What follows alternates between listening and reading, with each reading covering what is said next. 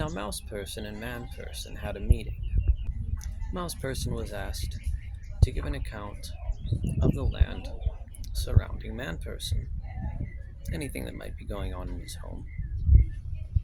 Mouse Person took this very seriously. And so Mouse Person talked with the ant people and made them double check their work until he had a satisfactory report to give to Man Person for the privilege and the right to live in Man Person's home. And Man Person asked him gently, because it always sounds like yelling when a Man Person talks to a Mouse Person. He asked him gently to give an account of his yard and of his basement.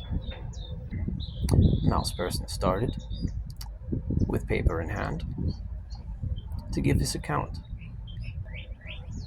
There are 13,453 stalks of clover in your yard. There are 14 ant mounds, currently at war with one another, though they haven't done anything to harm the home. There are 2 rats living in the crawl space and underneath your deck. There are 25,000 oak leaves on your 14 oak trees. As far as pebbles are concerned. But Mouse Person stopped. He could tell there was a look of concern on Man Person's face. "Is there something the matter, Man Person?" he asked. And Man Person gently but thoughtfully asked, "Are you sure there are 2 rats living under my deck and in my crawl space?" And Mouse Person grew rather concerned. "Well, I'd have to recheck, but I am quite sure there were 2 rats living under your home." And Man Person told Mouse Person, "Well, yes. You see, rats, though they are about your size, rats do not have respect for my home. And sometimes they have fleas on them, and ticks. And they're always gnawing at things, and getting into food so that it will spoil. And I don't want my child or my wife to become sick with fleas, or to have their food poisoned by the gnawing of rats, or to have my wires torn apart." And Mouse Person replied, "Well, I could count the fleas on them and the ticks, and I could keep them away from the wires if you'd like." He said this because Mouse Person had a secret that he was afraid to tell Man Person, that he would actually feed the rats, and he was friendly with them, and that they were there because of Mouse Person. And Man Person told him, "Oh no, you just don't understand, Mouse Person. You can't give human things and human thoughts and human feelings to rats. So if you wouldn't mind terribly much, please try and figure out some way for me to remove these rats." And Mouse Person felt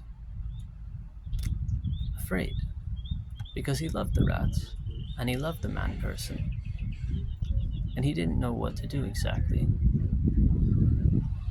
But he agreed. "Man Person, I will go and investigate these rats for you, and see what they need to be removed." And so Mouse Person met with the rats, and he spoke enough of their language to understand what they meant, though they were not very good with words. He told the rats, "Man Person wants you to leave. He doesn't want you living here. There must be some other place for you to go. And surely, living around creatures that seek your destruction must be a terrible thing. How can I help you leave?" And the rats talked back and said, Mouse person, what you don't realize is rats don't understand fear. Not in the way that mouse people do. Not in the way that man person does. Our idea of fun is finding a place that is scary and burrowing into it and hiding and sneaking.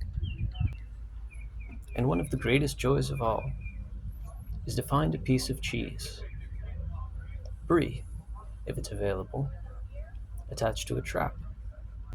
And the rat said, for you, fear is something terrible, but for us, it's something exciting. Our idea of fun, the best idea of fun, is to find a piece of brie cheese stuck to a rat trap and gently, gingerly licking it off, hoping that it doesn't go off. And Mouse Person says, that sounds terrible. I would not enjoy such a thing.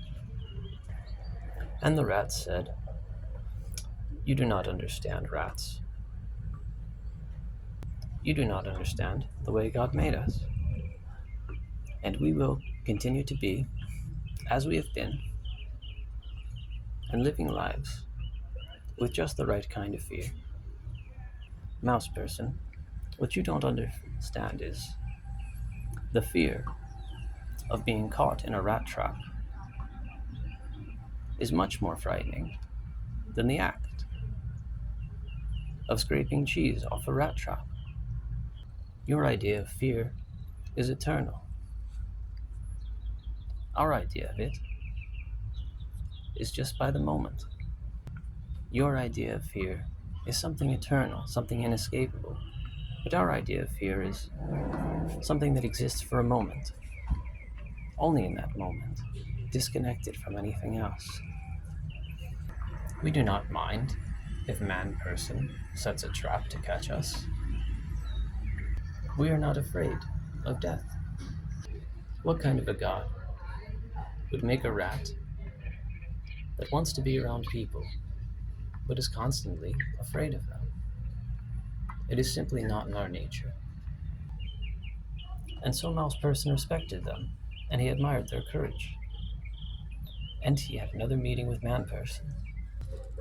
He said to Man Person, as far as the rats are concerned, what they would like you to do is set up traps, specifically with brie cheese, if you have any. And Man Person said, oh, brie cheese is my wife's favorite. I've been looking for a reason to buy some. Tell them it'll be there in a few days, next time I go to town. And the rats lived happily until their time came to an end. And they lived, and they died in precisely the way God made them to, with no fear.